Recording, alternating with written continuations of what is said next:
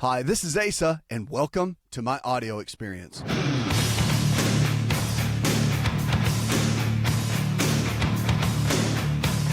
Diabetes is one of the top health challenges that we face today in America. We know that. And we used to have type 2 diabetes called adult onset. And I'll talk about that now because our young people are being diagnosed so often. 1 out of 3 of our young people under the age of 11 right now are being diagnosed with type 2 diabetes. So it's really becoming almost an epidemic. And they did a study, actually a survey, and they're saying that most diabetes patients won't change their lifestyle. And I find that amazing. And I'll tell you, in the clinical setting, in a traditional primary care office, it's unbelievable to see. It really is. And we have diabetes educators. You know, the RDs, the registered dietitians, are kind of the new breed.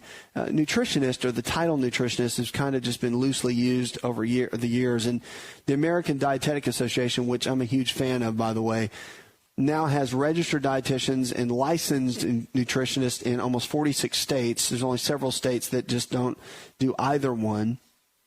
And they've really come on board, and they have different board certifications in different specialties like oncology, nutrition, pediatric nutrition, sports nutrition. And it's really a great coming field. So if you go to someone based on nutrition, make sure that they're at least qualified in that area. Registered dietitian, licensed dietitian, at some level, board certified in nutrition, something that you can count on. So they're not just winging it off of some book they read on a weekend. Very important. However, most people, the diabetes educators now usually have these credentials. They're in the hospitals. They work with private clinics. And they've done a survey, and they found that even with all this education and people that are just ready to walk with you, take you by the hand, and help, people still don't want to change. And even though they know that their eating habits, their lifestyle habits have put them in the situation of having diabetes, which can lead to unbelievable issues within our health, like chronic renal disease, kidney failure, losing toes and limbs, neuropathy, which is a nerve pain that goes down the leg into the feet or into the hands, and all these different situations that can happen as a result of diabetes, and people die of it. You know, it's a progressive disease.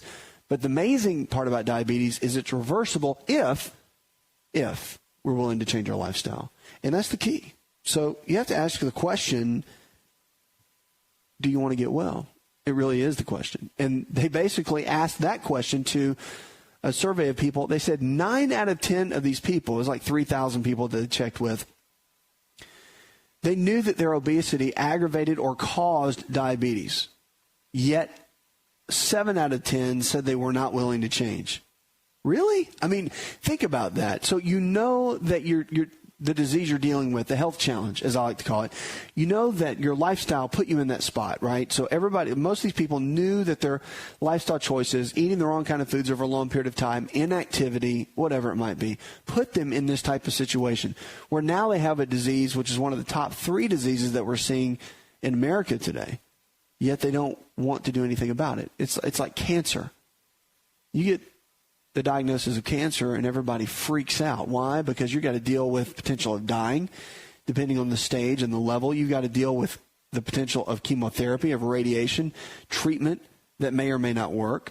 But then you have something like diabetes, which all you have to do is control getting your butt off the couch and exercising, changing the way that you eat, modifying your lifestyle, and it might go, well, there's not just might, it probably will reverse itself. Some people argue that with me, but it's true, because the bottom line is, if your hemoglobin A1C, that's a big blood test, and the A1C marker, they're saying now at about 7.0, but it's really, there's an argument between 6.5 as the number, kind of the foundational number, or 7.0.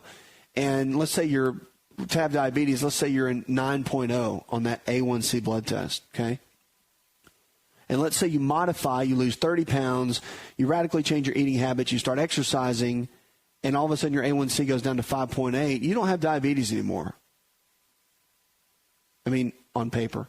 So the reality is that it can change, literally. Blood sugar levels go down around 85, and you're rocking and rolling, and then your physician works with you potentially.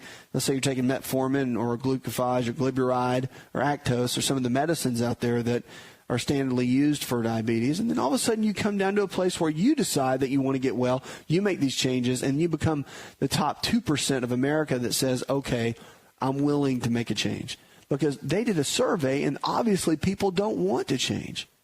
They prefer, listen to this, they said they prefer a pill to exercise and diet. And 5% of them said that they don't even care either way. It's sad. The reason it's sad is because, think about this. Let's say you're 45 and you get diagnosed with diabetes. And you get into a place where you have kids. They need you to be healthy. They're looking at you to be a role model. But are you really making a difference? I mean, if you're one of these people that just say, I don't care, it just doesn't matter to me, I would rather have a pill, I'll just take my medicine and hope for the best. So eating donuts and junk food got you into this mess. So let me see. You're going to take a pill to manage the fact that you won't stop eating donuts and junk food, which made you into a position where you're having diabetes. That doesn't even make sense at all. That is the most selfish decision I've ever heard of in my life. And you know what's so sad about that to me? That really breaks my heart because I have a passion for this. Obviously, that's why I'm on the radio all the time. It's because people can live a better life. And I've seen kids lose their parents over this. When you see an 11-year-old child cry because their parents are dying, you'll get a little passionate too. Maybe your child has. Maybe you have it. Maybe your child has come to you and said, Mom, I don't want you to be sick. And maybe you have a food addiction. And maybe you need to change. Because your life is not about you. It's not. It's very selfish to think it is. It's about all those around you. It's about what you're called to do in this life.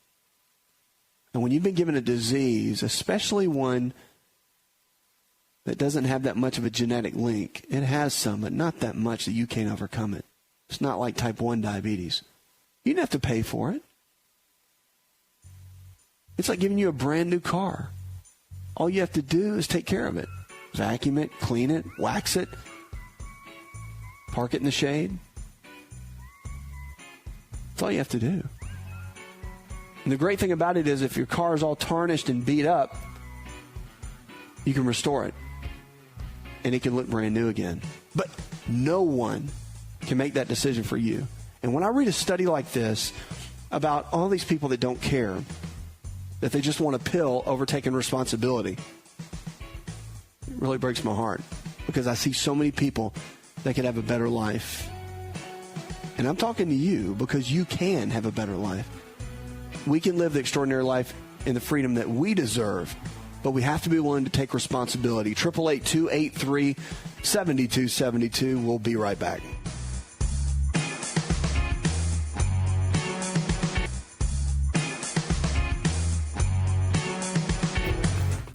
If you're looking for increased strength, increased endurance, and better recovery, then look no further than an all-natural nutritional supplement called creatine hydrochloride. Concrete is the brand, and it's the most absorbable form of creatine hydrochloride found today. Now, creatine is not just for athletes. You probably heard that before, but creatine hydrochloride is for the everyday person looking to improve their health. Listen, I started taking creatine in college when I was a strength and conditioning coach at Florida State University.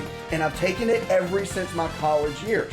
And it's made a massive difference in my life. Everything in my body, I believe, is functioning better because of creatine. Creatine hydrochloride I've moved over to using Concrete, and it is the best form of creatine on the market. Concrete creatine hydrochloride is available at most Walmart stores and on Walmart.com or any store that carries nutritional supplements. Just make sure to look for Concrete brand creatine hydrochloride and watch your endurance, your strength, and your recovery and your immune system get boosted today.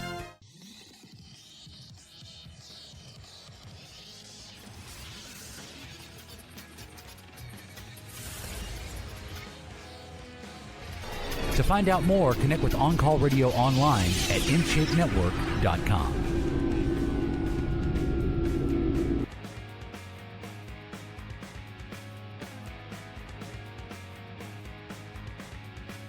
Check us out on Facebook and Twitter, both at the website you can sign up for, and also our free email newsletter. Sign up each and every day. We protect your information, and it's great information to empower your health and your life. Let's go to Jim. Hi, Jim. Welcome to the show. Hey, man, sitting out here watching the stars come out. Beautiful, isn't it? Yes. What I called about was entirely something else, but on your last segment there, you were talking about diabetes. I know one individual on each end of the spectrum that you were talking about. One man found out in the hospital that he was dying of diabetes. He had a teenage son. He's my first cousin's husband. Wow. And overweight, drank too much, worked in a fast food restaurant that his family owned, and they told him he was dying. Today, Roger's an engineer. He builds roads. He quit the food business. He lost 50 pounds. He went walking, and he takes no medication. See, there you go. Enough said right there. He is a brand-new man. Right. And the other guy found out he had diabetes. He went home and sat down on his butt. Now he's disabled. And he drinks a gallon of sweet tea a day, and he weighs about 500 pounds, and he's waiting on his maker to meet him. That's right. And there's the two guys. There's the two ends of the spectrum. It is sad. It is sad because Cameron is he's a brilliant man. He used to work for me. One of the smartest individuals I've ever been around. Good kid, but just quit living. Have you ever gone to talk to him? Oh, yeah. Begged him. Oh, yeah. Begged him. But don't do any good. Have you ever told him to listen to the show? No, but I will. I ran across your show last night, driving back from a date, in fact. And what I called about was a topic about colon cancer. Will you do me a favor? Yes, sir. For this guy, because I don't think we can make this happen, but I know you can. Our show goes up every day, the following day, on podcast on iTunes. If there's any way you can catch that, or Jay, I'll talk to my producer about it. Well, let's see if we can't get that last segment over to him somehow. Okay. Maybe on an iPod or whatever MP3 player, and take it to him. I don't have any of those. I figured very technically. We'll figure something out. Whether it's an email or something, we'll figure something out. Is it archived on your internet? Yeah, we'll get it figured out. Jay Patrick, our producer, will get it figured out. Let's go to your question, and we'll take care of that for your friend. You had a topic, colon cancer, and I had I'm a retired military, and I go every 10 years for a colonoscopy, and they found a tag up in me back in April, about 3 or 4 inches up inside the colon and the rectum area. And they tried to take it out, but it was wrong place, too much pain, couldn't do it. It's about the size of a nickel. Okay. And but they took 4 specimens of it, and they all come back benign. But they sent me to another doctor back in May, and she said that she could take it out, wouldn't be any trouble. She said, but I quote, "The pain is not going to be worth the gain." And I'm just wondering if I'm getting a good medicine here, or just waiting on some old retiree to croak off so they'll make space for the next one moving up the ladder. I see where you're going. I'm in great health. Really, I am. I take a pill and a half a day, one for cholesterol that works like a dream, and one for my prostate, so I don't have to get up in the middle of the night 14 times. And but blood pressure's good. All the triglycerides, the sugar, everything is just perfect. And but this little tag, I'm just wondering if leaving it in there is detrimental to my health. And they said they would look at it at any time I wanted them to, and I wouldn't have to undergo a colonoscopy. Is that good medicine? Yeah, I mean, well, yeah, it is good medicine because what they're telling you is what they call standard of care. So the chances of it turning cancerous, if they told you, and again, they're going to know the statistics because that's their specialty, all right? Mm-hmm. So if they're telling you it's no big deal, you can leave it there, and they feel confident that it's okay because they've already biopsied it and it's completely benign, then I would probably go with that. Just because you have a growth doesn't mean it has to come out. A lot of people jump on that and they want everything off. There are times where you want it removed quickly, And there are times when docs can tell you that it's not that big of a deal. If they're telling you it's not that big of a deal, I would stay on top of it. You might want to get it looked at again, not in 2 months, but maybe in a year as a follow-up, and make sure nothing's changed. But then again, it's really going to be, and this sounds a little bit cliche, but it's going to be up to you. If you want it out, get it out. It'll hurt, but it's going to heal. I mean, that tissue in there is extremely resilient. And if they remove that, it'll heal. But the biggest thing you want to focus on now is, remember, it's not just random that showed up. I mean, there's been lifestyle choices that you've made and eating habits and probably environmental toxins and all those sort of things that have kind of accumulated over a period of time for that to form, over a long period of time. So, I mean, the best thing for you to do is just to, now that you're listening to the show and you kind of got on board with some of the ideology, is really start making better lifestyle choices. Start changing the way you eat, making better choices, getting that 40 grams of fiber a day, which is a big deal for anything digestive tract related or colon related, okay? So all those kind of things, drinking half your body weight in ounces of water, these are the kind of moves that you want to start making now where, maybe 5 years ago it was, I'll do it every now and then. Now it needs to be your daily task. These need to be the baby steps you're making every single day. Because when you have a growth, thank goodness it's not cancer. But just know that if the things are starting to change in maybe a negative way, or could be negative way, you want to start making some extreme positive changes in your life to kind of go from where you are to where you need to be to go to that next level in your health. Because no one can change that but you. And, I mean, can the growths go away? Yeah, they can. As much as they can show up, they can go away. So don't think it can't. Abnormal cells can be eaten up by the body. It happens every day. Matter of fact, the adage is that we get cancer every single day. It's just that our immune system will come in and attack those cancer cells and get rid of them. So your body has the capability. If they didn't say it needs to come out, I don't know that I would go in there and start hacking away at something that they're saying is okay. I don't think they would tell you to leave it there and make you a statistic. I don't think that's the route. Want to turn back the clock 15 years and have more energy? This is Dr. Asa telling you to just breathe with LiveO2. LiveO2 delivers the right amount of oxygen we need for optimal health. Go to liveO2.com. That's liveO2.com.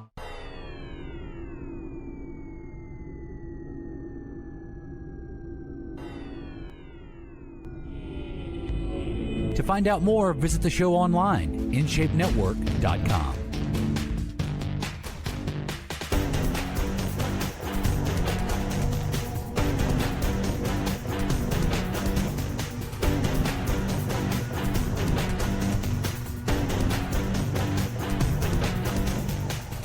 You hear about duct tape all the time. We use it for everything. One thing you can use duct tape for, interesting. I actually learned this from a family physician, but there's the glue itself that's on the silver duct tape. I'm talking about the old school duct tape. On the other side, they actually put over warts, and the glue itself can actually begin to kill the virus. Warts, typically the theory is that it's from the HPV virus or the human papilloma virus. It's one of the theories. But putting a little piece of duct tape over the affected area and pulling it off daily does two things. It can begin to kill the virus, and the shearing of pulling the tape off will begin to kill the head of the virus and the little seeds that are down in there. And if you do that long enough, it will end up removing the wart. And it takes some time, maybe 2 weeks, they said. But I actually saw this done in practice, and it worked. I was pretty shocked by the whole thing. You never know what you can do with duct tape. Also, believe it or not, what kind of spurred me to say that was they're actually using duct tape now to fight infectious disease. I'm being serious. And so they did a hospital study in Illinois. It was actually on the border of Iowa and Illinois. It was the Trinity Medical Center. And normally when you get into an infectious disease area, you have to put on gowns and you have to put on masks and gloves and everything else. It's almost like a quarantine type deal. And when you go into these places, that's the way hospitals are. Well, they were looking for ways to actually save money and save materials. So what they did was they used red duct tape to actually put they had people come in from the CDC, and they actually marked off areas, the final point of how far the potential bacteria or virus could travel to infect the person. And they used the duct tape to create boxes on the floor where you could actually stand in the boxes and communicate with people that had the disease. Interesting. What are they going to do next with duct tape? It's incredible. All right, in Gainesville, Florida, we've got an email. Gracie says, I've been diagnosed with celiac disease. What do you recommend? Well, celiac disease is a challenge. But let me tell you this. It's the inability to handle gluten. Gluten is a protein found in most grains. Somebody that has celiac becomes not deathly ill, but close to it. I mean, miserable, extreme cramping. It begins to cause them to lose weight. They'll have irritable bowel type symptoms and throw them into just a digestive whirlwind. And so it's miserable. So, Gracie, I understand the nightmare that is. And really one of the best things you can do, obviously, is to avoid gluten, but know what kind of flours that you can have, because a lot of people will avoid flour altogether. But there's actually some flour-based foods that you can have, whether you want to do pasta or if you want to do crackers or breads or whatnot. But you want to go gluten-free for sure for at least 8 weeks, because it does take about that long to get it out of your system completely. And then if you want to add some grains back in, no big deal. But the 4 grains technically, then obviously you do want to spend the extra money and get the organic kind, because when you have celiac disease, you cannot play around with this. It is a big deal. All right. So rice flour, hemp flour, coconut flour, and buckwheat flour. Those are the 4 that someone that has celiac disease can handle those flours. So baking is not out of the question. You know, life is not over. And having pasta, life's not over. You can still live and enjoy food and whatnot. You just have to be very careful. And, you know, the big one, too, Gracie, it's in the sauces. Like when you go to restaurants and whatnot, you got to be really careful with the sauce that they use for whatever they're making. And always ask them if it contains wheat or any other kind of flour in it, because gluten can be hidden in those, and you have to be really, really careful. But to live a gluten-free lifestyle, which someone that has celiac must do, it's really not that hard, and it is becoming trendy. A lot of the restaurants, and especially the grocery stores, are catering to that. But the restaurants really out on the West Coast have jumped on board big time. You're seeing the East Coast now come on board. Places like New York, Bridgeport, Connecticut, a lot of these places, they've jumped on board. And then, of course, your coastal towns, Charleston, South Carolina, you're seeing a lot of gluten-free over there. You're seeing a lot over in North Carolina, Wilmington, Hilton Head, and those areas. And then, of course, down in Florida. So the lifestyle is there, and people are catering to it, and it's becoming kind of the cool thing to do, because most people are gluten sensitive. Now, there's a difference between celiac and being sensitive. Gluten sensitive is where you're affected by gluten, but it doesn't affect your daily lifestyle, meaning it doesn't cause the cramping, severe cramping, and it doesn't stop you dead in your tracks. If you have celiac, it will stop you like you have a massive disease, and you will shut down. And things just don't work like they need to. But if you're sensitive, you might get tired. You might feel lethargic. You might just have low energy levels. You may have chronic allergies. You may get joint pain. There's a lot of little symptoms that you're thinking, well, I've got arthritis or I just have allergies. But so many times, if you'll just cut gluten out of your diet, and gluten comes in all flour-based foods except for the 4, rice, hemp, coconut, buckwheat. If you eliminate that for 8 weeks and your joint pain goes away, the allergies go away, your energy level doubles, guess what? You have a gluten sensitivity. And 90% of the people and 95% of people do. It is amazing. So it's not a big deal. I mean, everybody deals with it for the most part in America, just because of our grain sources are pretty much horrible. So think about it. But yeah, Gracie, I hope that helps. Just really watch out for the sauces. That's the big one. And make sure you enjoy life. You just got to come up with a new way to do that. And always eat foods that reduce inflammation. That will help as an overall foundation for what you're doing. 888-283-7272. That's 888-283-7272. Don't forget Facebook and Twitter as well. Let's go to Patricia. Hi, Patricia. Yes. How can I help, darling? Okay, thank you. Patricia, how can I help? What's your question? Oh, I'm sorry. I didn't know. I thought it was one of your staff. They're so nice to me when I call. Oh, and well, they, thanks. How can I help? on to talk to you, so I'm so thankful. Okay. My question is, I had my gallbladder removed. It's been about 10 years ago. And they didn't tell me one thing about diet changes or anything. And it really, I started thinking of this, somebody might know something about this. But it's just so weird. I heard Dr. Oz talking about the bile and how the gallbladder is a very important organ, and I don't have it anymore, and I'm really sad. Part of my body's gone. Yeah. Unfortunately, what happened? Did you have a lot of sludge in it, or did you have the stone that was blocking it? Why did they take it out? I had gained some weight, and I had severe pain, and I just kept having the pain. And then they examined me and said they thought it was not. Oh, I had 3 tiny stones, but couldn't they have passed or dissolved? Yeah, usually the stones won't.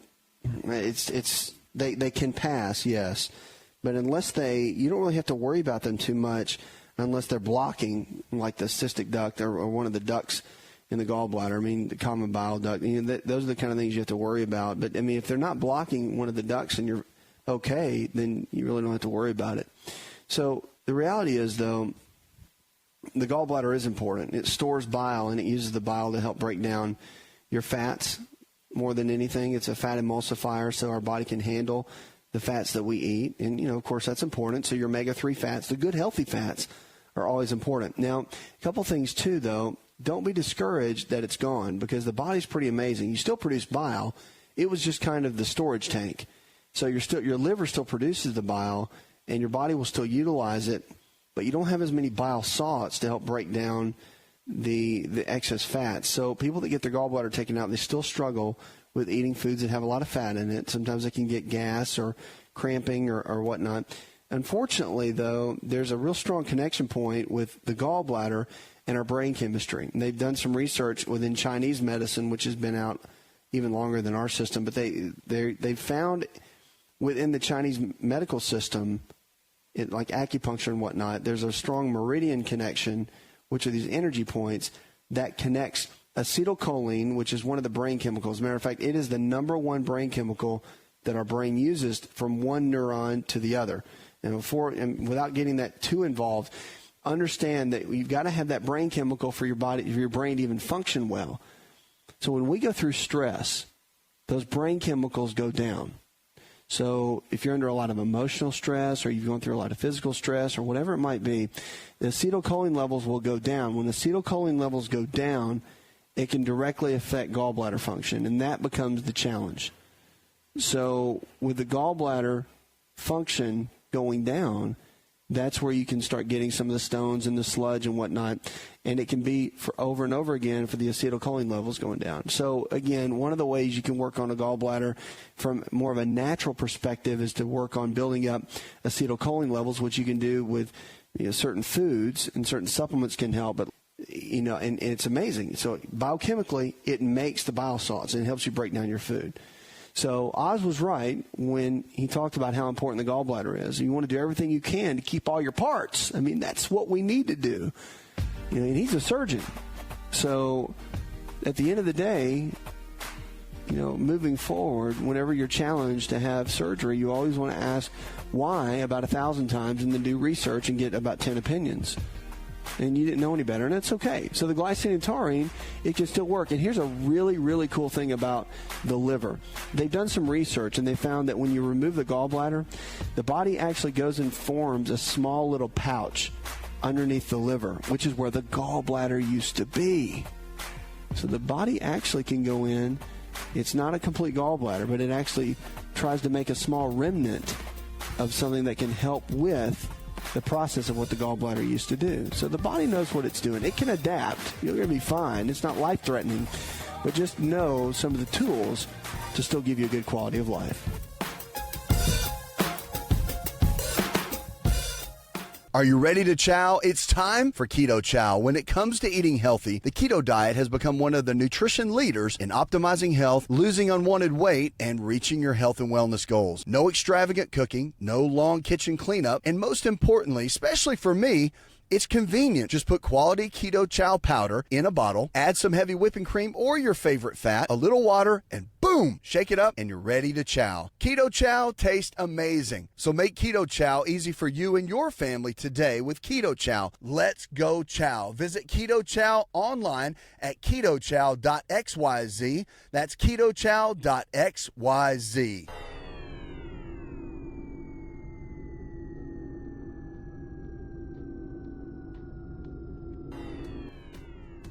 Connect with On Call Radio and watch On Call TV at InShapeNetwork.com.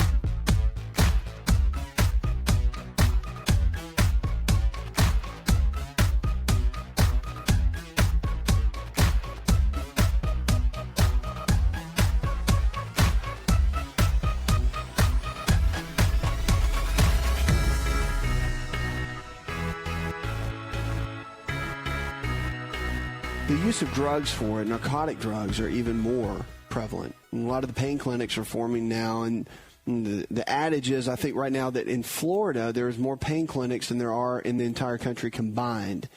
And it's really become a challenge. But they're saying now that chronic pain can affect, or is affecting, 116 million Americans. And it's become a real public health issue. And at the time, something to do about it, they're saying that there's a report done by the Department of Health and Human Services, and it was mandated by the Healthcare Overhaul Law that estimates that chronic pain costs between $560 billion and $635 billion each year in medical expenses and lost productivity. But it adds pain, and also personal, and affecting each person's individuality. So the chronic pain, from cancer to back pain, is influenced by heredity, stress, depression, and other factors, and sometimes lingers after the underlying condition is treated because of the changes in the nervous system. So pain can be a disease in and of itself, yet the report points out few medical schools require or even offer courses on pain, and I'll tell you that. Exactly. I'm telling you right now that in medical school, we learned nothing about pain management. Zero. They don't even offer it. So if you don't get it in some of your rotations, which, I mean, it depends on through internal medicine or family medicine, if you deal with some chronic pain patients, which most of those do, depending on where you did your training, and you don't get any education on it. So you're just kind of off to the races.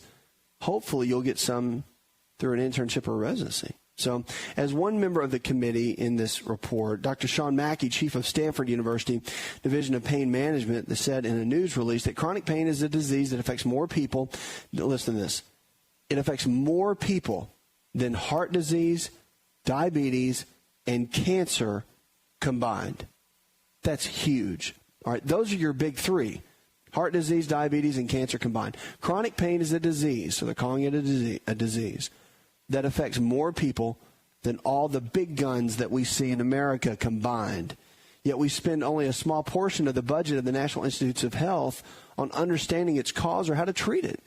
And our hope is that this report will serve as a wake-up call, they're saying, which I think this is good, to our country. And the new healthcare law requires that a National Academy of Sciences arm that make recommendations to the Department of Health and Human Services about the state of the science, they call it, in pain research, care, and education. And the report calls for more than everything, more research, more training in pain, which I think would be good for healthcare professionals, and expanded insurance coverage of pain care, because, I mean, that is crazy. I completely agree.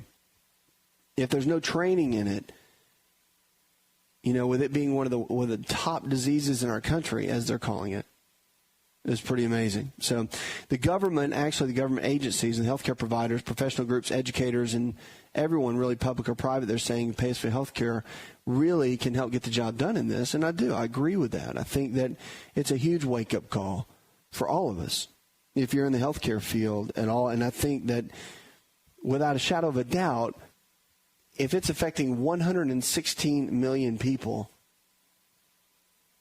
in this, it's pretty incredible. And we're spending $500+ billion a year in lost productivity and medical expenses. It's time to make a change. And unfortunately, it's basically legalized drug use. And the problem with it is it's had a bad rap for a long time, is because there's a lot of people, don't get me wrong when I say this, there are many people that need the pain medications. They do. Literally, they're in end-stage cancer, they're dealing with whatever they're dealing with, chronic back pain that's so painful you can't even move, and they really do need it. It's very hard to gauge when somebody is using, so to speak, when they're actually taking the medications simply because they want to, they enjoy the high, they like the way it makes them feel, they are going through things in their life, and maybe it helps numb the pain, emotional pain. And I've seen plenty of patients that do. I've seen plenty of people and patients that do that. And it's sad. It really is. And unfortunately, there's not enough regulation of it, and I think it needs to change. I think there needs to be a strong regulation of it. I've seen certain clinics and I've seen certain programs put in a 3-step protocol where they can actually screen you, and then if you get into what they call a high-risk category through some of the screening process and the interview process, then they won't give you the meds. And I've seen that, and I think it's good. It is a very good process because that way no one comes in on the first day and they can get the drugs. You have to go through a process. And only when you get through that process, and you know, they're great actors too. Let me tell you, people that want their drugs become very good at this. So I think that in the middle of this all, if education would change, if it would become mandatory, which I think for physicians and providers, mid-level providers, to go through some type of educational course where they could really brush up on pain management, understand it better. It's one thing to understand the drug and the biochemistry of it and know how and when to give it. But it's another thing to understand the entire process of pain management, when to use it, when not to, you know, how to read situations better, and to have good training and quality training. And some people say that comes with experience, but at the end of the day, there should be some standardized testing because you're going to have younger docs, nurses, and whomever that come out of the gate that don't know and may make poor judgments, not because they're not good at what they do, but because there could be some inexperience involved just based on the game that's being played. So in this area, with it trumping heart disease, diabetes, and cancer combined, it's an area that needs extreme focus, in my opinion, that we really need to jump on to go to the next level in our health. Puts another hour in the charts. I'd like to thank our producer, Jay Patrick, John Garrison, Leslie Pardue, and the rest of the team. I'm your health and lifestyle coach. Go tell one person something you learned on this show, and together we can change the health of our friends, our families, and our communities. You're listening to the best in healthy talk radio, where we're diagnosing hope one person at a time. Remember, whether you're absolutely thriving or challenged in a hospital bed, remember, there's always hope to get your health back. Did you know you could listen to the AsaRx audio experience on Spotify and Pandora? For all the ways to watch and listen, check out our show page at asarx.com/experience. Hi, it's Asa. I'm giving you a copy of my best-selling book for free to help you in your health journey today. I'll pay for the book. All you do is just cover the small shipping and handling costs. Go to asarx.com and get your free book today. This episode is over, but check episode notes for links to products and services you've heard about on this episode. Thanks for listening and subscribing. Please share the AsaRx audio experience with others and stay in touch by giving us your comment or review.